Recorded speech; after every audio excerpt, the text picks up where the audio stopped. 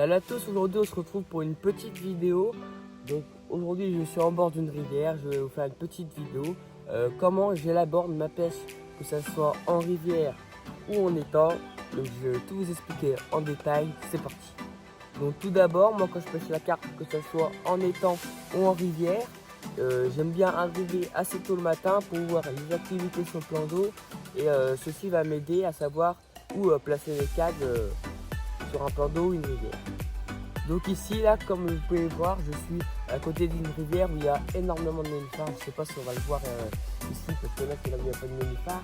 Mais tout le long, du côté gauche et droite, c'est que des nénuphars. Donc c'est pour ça que moi, quand j'arrive dans une rivière, j'aime bien arriver tôt. J'aime bien voir où, si les carpes sont en pleine eau, dans la rivière, ou soit sont dans les nénuphars. Donc le deuxième avantage d'arriver tôt le matin, c'est aussi de voir des fouilles. Donc oui, c'est à peu près la même chose qu'avant, comme je vous ai dit. C'est de voir où se situent les poissons dans la rivière, que ce soit dans l'étang. Donc moi j'aime particulièrement pêcher face au vent.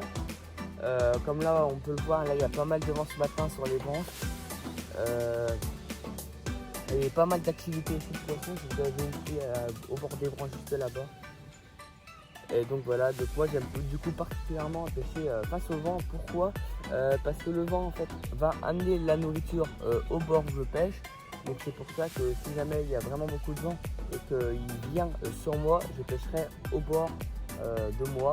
Donc là sur cette rivière elle doit faire 5 mètres de large, 5-6 mètres. Donc je pêcherai par exemple à 2 mètres du bord le long des nénuphars. Alors comment trouver ces spots à pêche? Donc là comme je vous ai dit, ça dépend du vent. Où se situent les carpes.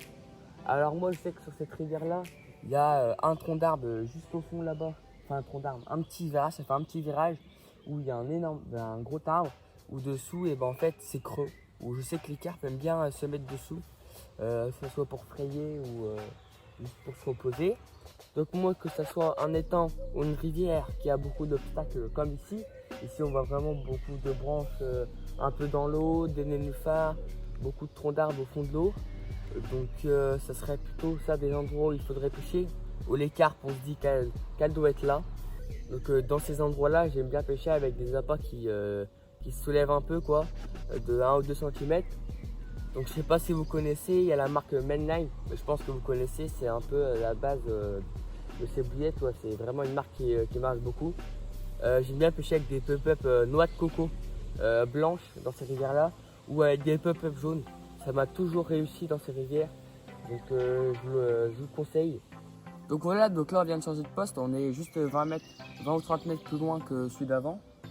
Donc sur ce poste là, il n'y a pas les mêmes choses qu'avant, il n'y a pas les mêmes obstacles. Donc je vais vous montrer quel obstacle je choisirai pour cette pêche là sur ce deuxième poste juste derrière moi.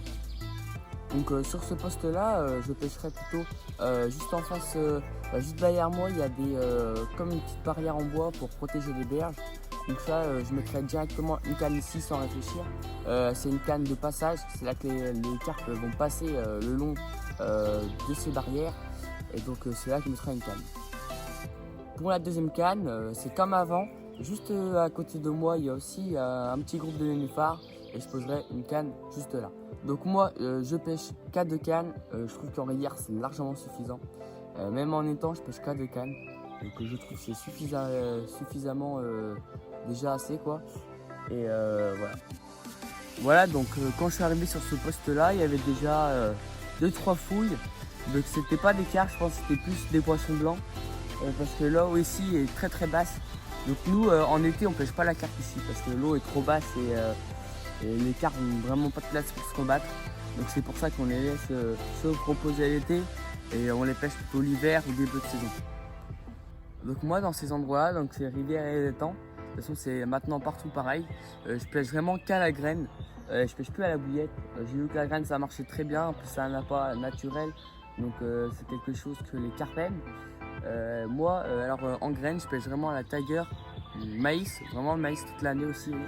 Et un peu de chenille. Bon, le chenille, c'est vraiment ce qui mord le mieux, mais j'en mets pas trop pour éviter à tirer les brèmes. Bon, bien sûr, dans les endroits où je peux pas aller pêcher au bateau, si c'est un grand étang ou une grande rivière, bien sûr, j'ai pêché au cobra ou au lance-pierre. ou au lance-bouillette, voilà, à la bouillette, tout simplement. Donc moi, à la limite, au moment où je pêche vraiment à la bouillette, donc c'est vraiment pendant 2-3 mois, c'est à la saison d'hiver, c'est là que les carpes aiment vraiment les bouillettes carnées, tout ce qui est carné, tout ce qui est bouillette.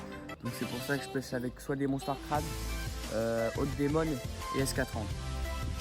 Donc ici, dans cette rivière là, il n'y a vraiment pas beaucoup de courant. Du coup moi je pêche juste avec des plombs de 70 grammes. Ça évite dans les rivières comme ceux-là, où il y a vraiment beaucoup de vase, ça évite que le plomb reste dans la vase et au ferrage, le plomb s'enfoncer et que ça abîme trop la bouche de la carpe. Et ben voilà, c'est déjà la fin de la vidéo. Donc à part cette vidéo là, vous allez sûrement pu en voir jusqu'au moins minimum le 16 juillet. Parce qu'en fait du 11 au 15 on est en session à la carte, donc il n'y aura sûrement pas d'autres vidéos. Allez, sinon n'oubliez pas de vous abonner, de partager et de liker la vidéo. Allez, ciao.